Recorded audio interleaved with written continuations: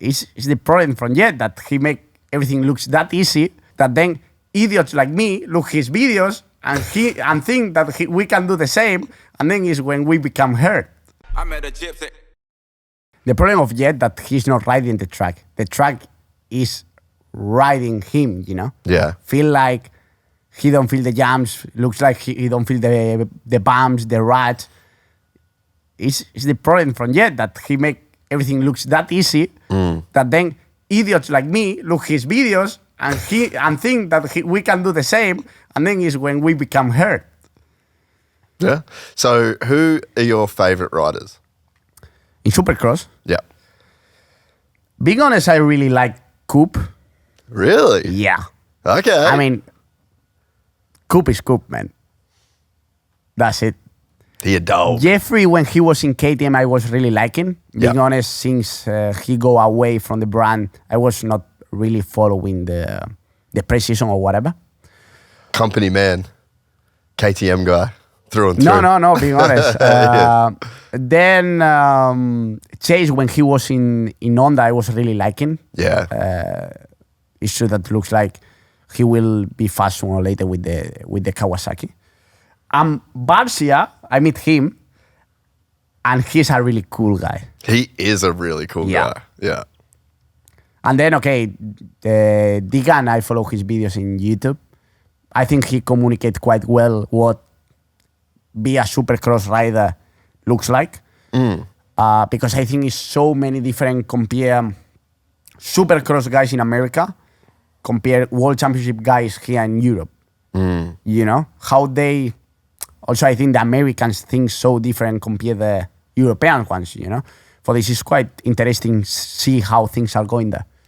So who wins Parla? Who wins what? Parla, first round, outdoors.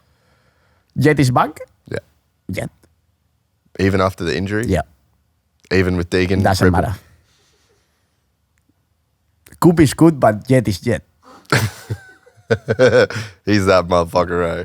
Man, I told to you, I mean, Jett is not riding the track. The track is riding Jett, you know. I mean, you know this type of starts that doesn't matter what they do. Maybe, okay, in the worst of the cases, he will take one race to win. But I see difficult that he don't win that championship. So who in any other sport can you compare Jett to? I will say Marc. Why? I mean, these type of guys that are touching from with something extra, you know? I mean, you cannot see all the MotoGP riding in the last years that be that amount of persons in a short time and winning that much he win.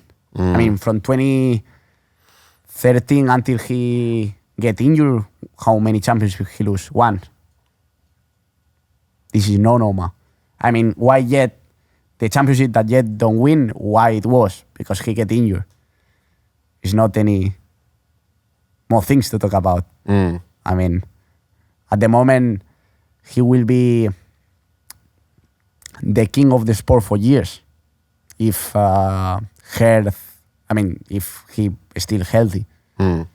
So let's talk about Marc. Is he the GOAT? If he's not the GOAT, he's in the same level than Valentino. I mean, what this guy achieve will be difficult that somebody arrive and beat him, let's say. So, okay. So let's take away race wins and championships. Okay. Just riding the motorcycle. Is he the GOAT? I will say yes. I mean, looks like what Marc achieved, even without the championship out of the wins. Just the only... If you just think about his comeback to MotoGP, winning in the second try, and how much he suffered for doing it. I mean, if it happened to me, I need it.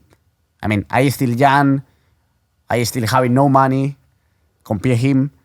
Finally, if you get the final picture, I don't get nothing compare him. Okay, 2 titles in smaller classes, but this is for nothing if you don't finalize the cycle, let's say. But he was not really needed. He was for 10, 11, 12 years, no, I don't know, in the biggest company of the world, making bikes. He was getting good money. He was already taking what he dreamed when he was a kid, that was winning in MotoGP. He was not needed to come back. He struggled 1, 2, 3, 4 years in Honda. He go to satellite teams that I never think about seeing Marc in a satellite team. Maybe another brand is okay, but in a satellite, being Marc Marquez, 8-time world championship in these days, it's not normal. I mean, it's like Roxen, going to Suzuki. The team can be so good, but it's not factory team.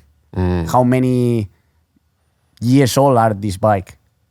But just how much they want, how much they try, it's not the way that the life don't give them back what they deserve. Such a good point. For me, what make Marc one of the greatest is not how much he achieved. Is how much it costs to take it back.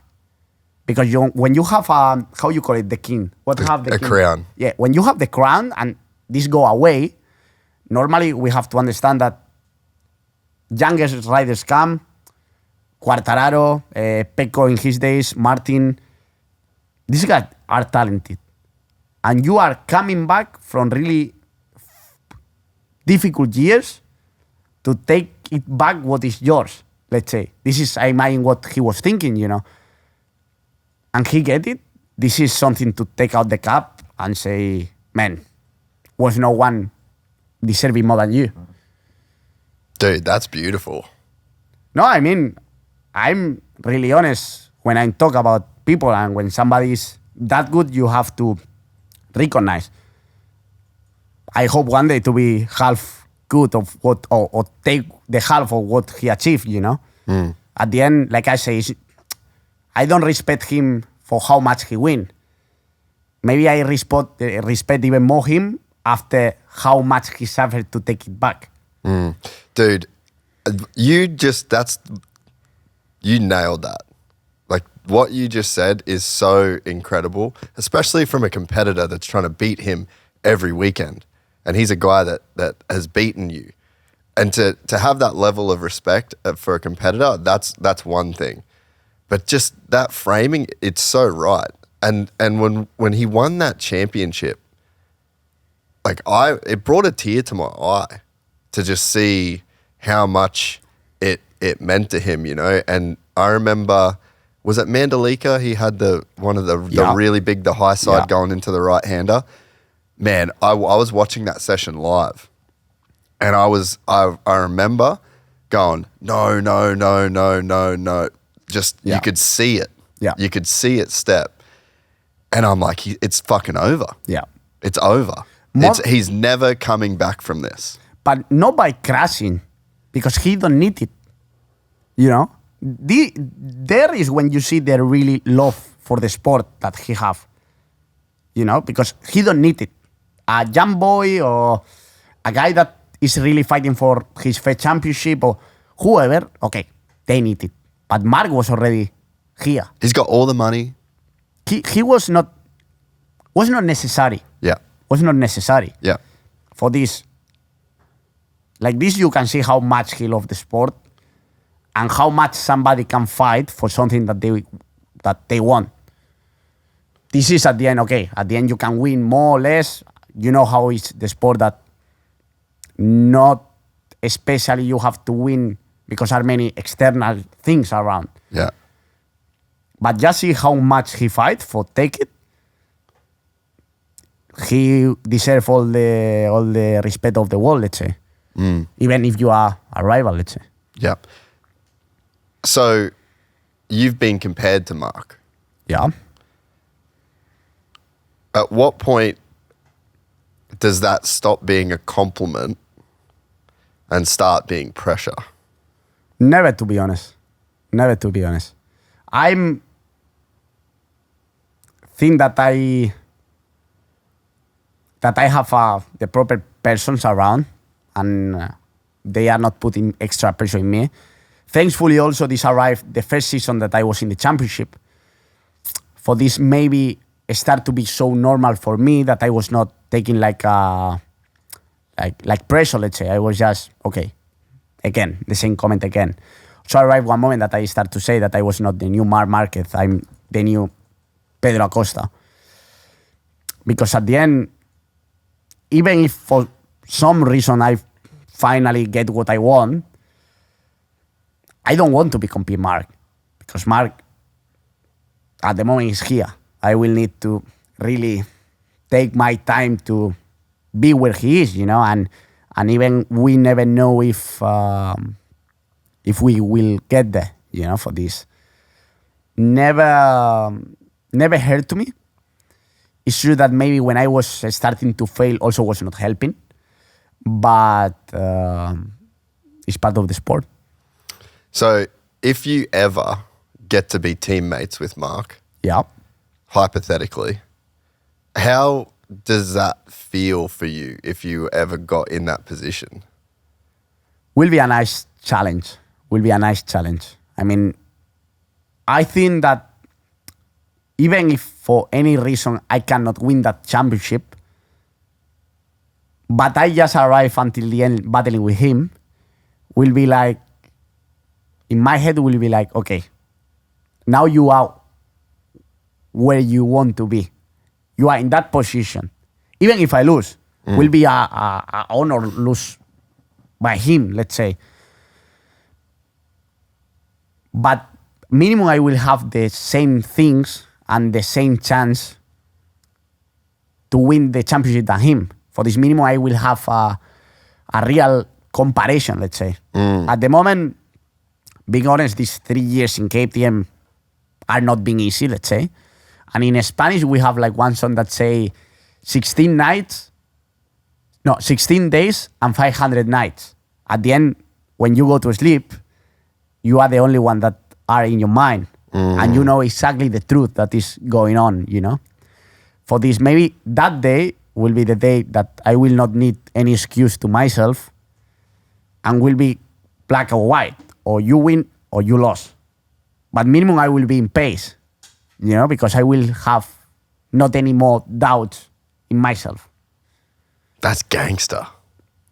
No, I mean, this is really, I'm not here because I want to win, in several states, I just want to show to myself that I'm not the problem, let's say. How do you say it in Spanish, that saying? 16 days, 500 nights? 17 días y 500 noches. It's a song, let's say. That's super cool. So, yeah, because, you get to fight for the same thing, but you're not on the same equipment. Exactly. And it's very hard to compare. Yeah. Even to compare. At the end, I know it's like Formula One now. How many years Max was literally destroying everyone in the Red Bull, and how much looks like Red Bull is suffering now. Sport is like this, have up and downs. But with the only ones that you can compare are with your teammates. And at the moment, with the brand that we are, okay, it's true that some races, some KTM beat me, but it's not the normal thing. Normally, in taking out my first year that Brad beat me in the championship, normally I was always the first KTM for this. Okay, this chapter in my mind is like close. I know that I can be the first KTM. But also I want to, like I say, I want to show to myself that I can or I cannot, but minimum be sure of what is the reality.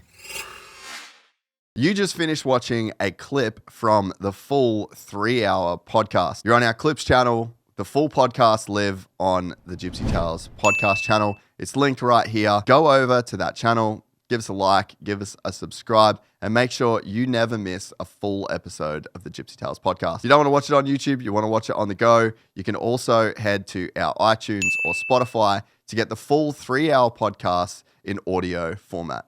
I met a gypsy.